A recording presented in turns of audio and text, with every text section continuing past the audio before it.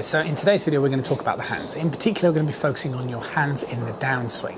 Now, two different people asked sort of two different kind of questions but can summarise in the same point. So Keith asked the question about squaring the club face at impact, and Pat asked the question that he'd seen a recent Pete Cowan video, was curious in terms of my interpretation of some of Pete Cowan's information or something along those lines. Now, first of all, Pete Cowan is a world famous golf coach who talks a lot about the lead-arm relationship in the golf swing, something that nobody's going to disagree with, and neither am I.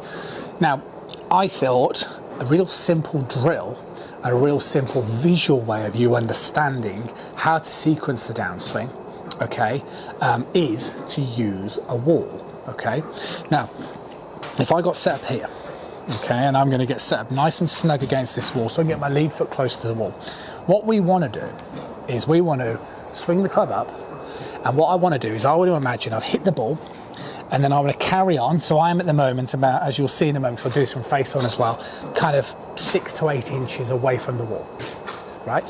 So by the time I hit the wall, my club is square towards the target, right?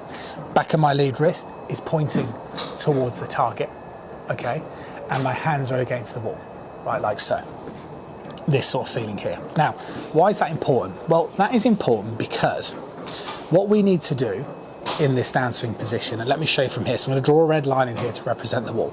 So what I'm saying is I'd have hit the ball like so, and then we're talking about this post-impact position. So you can see my club head is low to the ground, my hands are located here, my shoulders here, and I have basically swung that club into the wall like so. And that is a great feeling. The reason why, because your rotation in your golf swing is huge.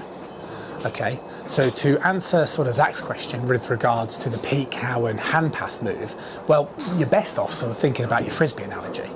So if I was to, in the backswing, all you're doing is elevating your arm and swinging it across your chest.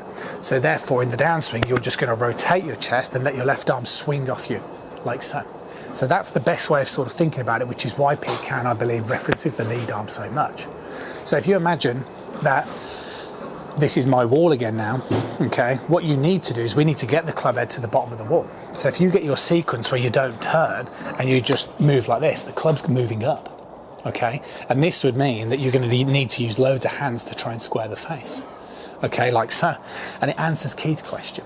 If you want to use your hands less to square the club face, what you need to do is you need to incorporate more rotation. So the more I turn through the ball, the quieter my hands can be, which is why I can end up emulating the position against the wall, like so. Okay, and getting nice straight shots. If I don't move my body, okay, let me go back to the wall this way. So if I turn my body and I get the club to low to the ground, gets the face squared, little movement. If I don't turn my body and I just pull my arms down, then you're going to need to use more and more hands. So I would just say, okay, do the wall drill. Get yourself at home with your club, obviously be careful, right? And just swing that club head into the bottom of the wall like so. And this is like that old smash bag, okay? But I like the wall because it's a really solid reference that don't worry so much about impact, think more about post-impact, this position here. And what that will do is if you focus on swinging down, this will naturally encourage rotation. It will naturally move your hands to the left in the downswing, which is what we needed to do.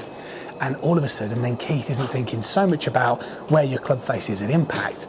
You're thinking more about that feeling of getting here at post-impact and just trusting what will be will be. And I promise you, the results will come. I'll see you soon.